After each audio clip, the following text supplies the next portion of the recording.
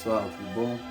Bom, na aula de hoje nós vamos falar sobre um pensador que, ao meu ver, é um dos favoritos para se estudar dentro do campo da filosofia, porque ele parte do pressuposto em si da construção da realidade do homem através do seu processo de vontade.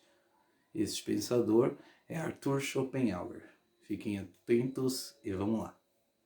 Bom, nesse primeiro slide a gente já tem uma contemplação do que é o pensamento para Schopenhauer dentro do campo da filosofia, as ideias de Schopenhauer. A principal em si é o ato do que é viver. Para Schopenhauer, a vida nada mais é do que uma queda livre para a morte.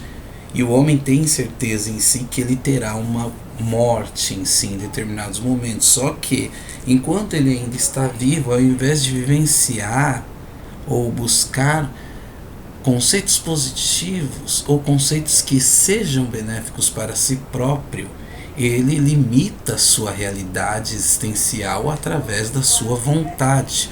Logo, o homem acaba se tornando um escravo desta sua vontade, vendo em si, através da sua vontade, a realidade das coisas. Logo, o homem, em determinado momento, vê o mundo através das suas vontades, e Schopenhauer até faz provocações acima disso. Você sabe o que é o mundo? Ou você sabe o que você quer do mundo? Nós não temos noção do que é o mundo. Nós sabemos em si o que nós queremos desse mundo, mas o que é o mundo em si, na maioria das vezes, acaba fugindo do conceito. Por quê? Porque eu vejo o mundo através do que eu quero dele, não do que ele realmente é. Logo nasce o conceito da vontade acima da sua concepção e perspectiva de realidade. E o homem, quando vê o mundo através de sua vontade, automaticamente o mundo é a representação de algo para o homem. E o que seria essa representação para o homem? A realidade que o homem constrói através do mundo. O homem é o conceito ou o ser da vontade individual, e o mundo é o ser da vontade universal. Logo, a vontade é infinita e jamais saciada. Isso é uma certeza. A vontade é como um pêndulo. Eu tenho vontade de algo, eu conquisto algo. Eu conquisto algo, eu me frustro pela minha conquista, que me gera uma nova vontade. Esta nova vontade traz novas frustrações e eu busco outras vontades. Essas outras vontades me trazem novas frustrações e eu busco outras vontades. Esse processo de vontade, ele acaba sendo universal. Ele se torna saciado ou jamais é saciado dentro da vida do homem. E quando o homem não conquista, ele também acaba se frustrando. E por ele não conquistar e se frustrar, ele busca outros meios, outras vontades. Logo, nasce o conceito do querer do homem acima do algo que ele contempla como falta. Mas o que falta? O que realmente nos falta e o que nós estamos buscando para contemplar esse processo de falta?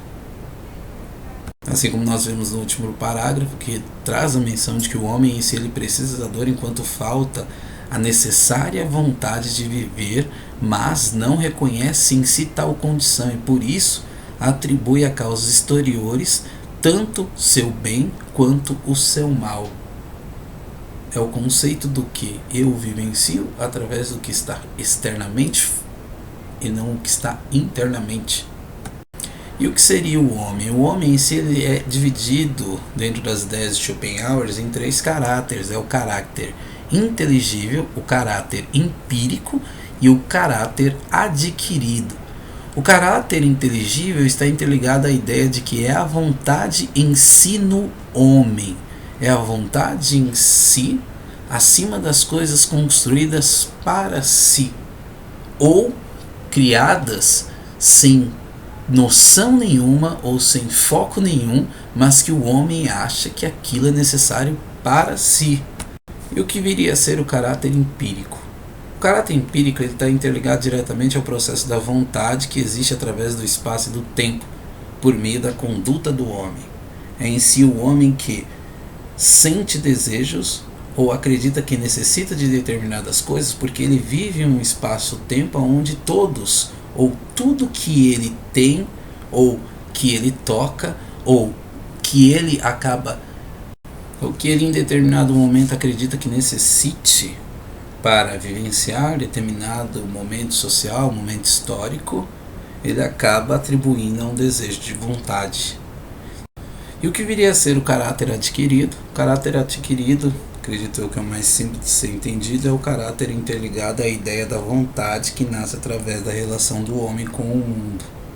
Bem semelhante também ao conceito do caráter empírico, só que o empírico ele fala sobre o período, espaço, tempo. E o adquirido fala sobre a relação do homem com o mundo, a vontade que o homem tem acima das coisas, porque em determinado momento ele deve participar de um momento social, um momento histórico, um momento até mesmo filosófico, que ele necessita daquela determinada informação ou daquele determinado objeto.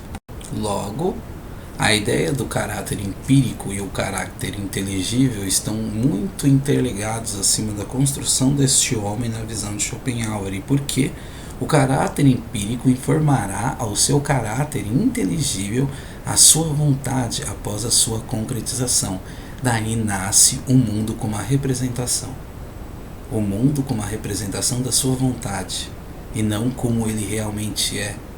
Então o mundo é a representação de um real que eu construo através da minha vontade. E reintegrando ainda mais dentro da fala de Schopenhauer, porque nós estamos falando tanto do conceito de representação, vontade, mundo, por que a vida é um sofrimento? Voltando no que eu disse lá no começo, porque uma vontade gera em si o processo da conquista. Mas quando você conquista aquilo, automaticamente você se frustra com aquilo. Logo, o homem que vive através da vontade vive através do sofrimento, através da frustração. E aí nós temos a menção de que a vontade, na visão de Schopenhauer, ela é livre, ela é autônoma e também é onipresente, de modo que tanto a ação e o seu mundo constituem vontade consciente de si próprio, determinando tal ação e tal mundo. Então ele traz a menção através disso de que tudo ou mais não existem sem que exista a vontade. Na visão de Schopenhauer, tudo que existe só existe porque existem vontades. E se tudo existe somente porque existe a vontade, e a vontade traz a frustração, e a frustração traz o sofrimento, logo sentir vontade de algo é sofrer por algo, mesmo que esse algo seja conquistado. E uma provocação que é feita por Schopenhauer em si é a ideia do homem que vive através do conceito de vontade e através do instinto. Por quê? Porque o instinto e a vontade acabam desvalorizando o processo da razão do homem. O homem que anda ou que se move através do instinto é o homem que não tem domínio acima dos seus próprios instintos. E o homem que vivencia através de sua vontade também é o mesmo homem que não tem domínio acima do que ele quer.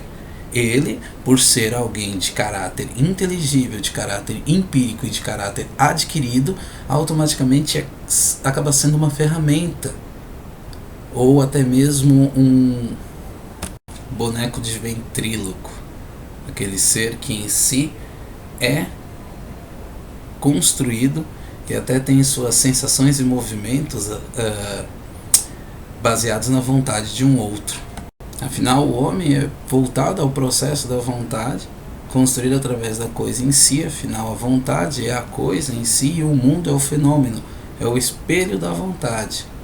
A vontade interpretando o mundo através de sua vontade. O indivíduo também se transforma em um fenômeno, não um número, mas um fenômeno, algo que já foi construído, como até mesmo Kant acaba descrevendo.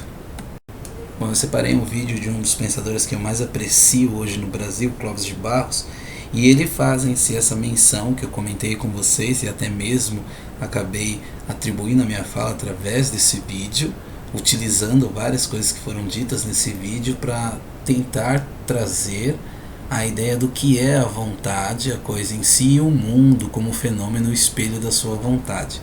Acompanhem o vídeo. Um pensador me encanta. É Schopenhauer, considerado por todos como pessimista.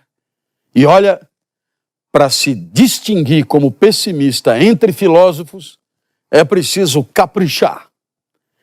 Schopenhauer dirá que a vida de fato tem problemas. Viver é uma roubada espetacular. E o que atrapalharia muito a vida são duas coisas: o divertimento e o enfado. Rapidamente, o que seria o divertimento? O divertimento seria o seguinte: você deseja o que você não tem, de repente você consegue o que você tem, aí você não deseja mais, e aí você passa a desejar outra coisa. O divertimento seria assim, trifásico. Querer o que não se tem, conseguir o que se desejava antes e buscar outra coisa que agora se deseja. Então você percebe, o divertimento é marcado por um pêndulo.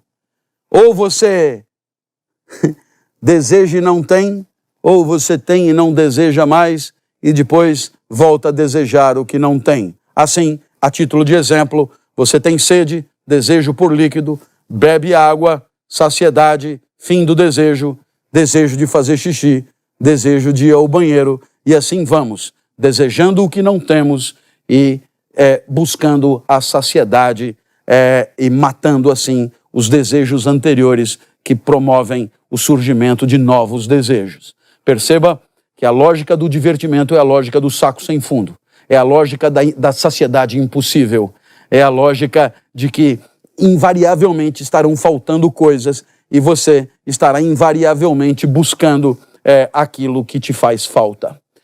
O segundo problema da vida é o tédio ou o enfado.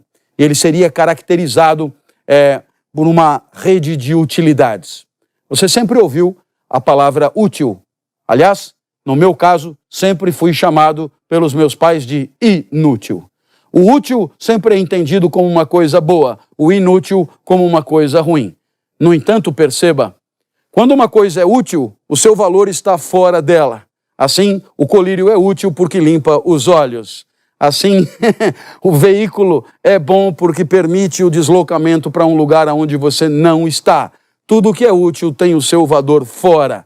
O primário é útil para chegar ao ginásio, o valor do primário está no ginásio, o valor do ginásio está no colegial, o valor do colegial está na faculdade, o valor da faculdade está no emprego, e assim você percebe que toda utilidade faz com que o valor das coisas esteja fora dela. Portanto, se você um dia for chamado de inútil, não fique tão triste assim. Ao te chamar de inútil, estou tentando te dizer que no seu caso, raríssimo no mundo de hoje, o seu valor está em você mesmo, tanto quanto a felicidade, que por definição é inútil. Ou você teria a resposta para a pergunta, ser feliz para quê? A felicidade é perfeitamente inútil, a vida boa é perfeitamente inútil, porque ela vale por ela mesma. Quanto mais na nossa vida encontrarmos coisas que têm valor em si mesmas e, portanto, sejam inúteis, a chance de vivermos melhor aumenta muito.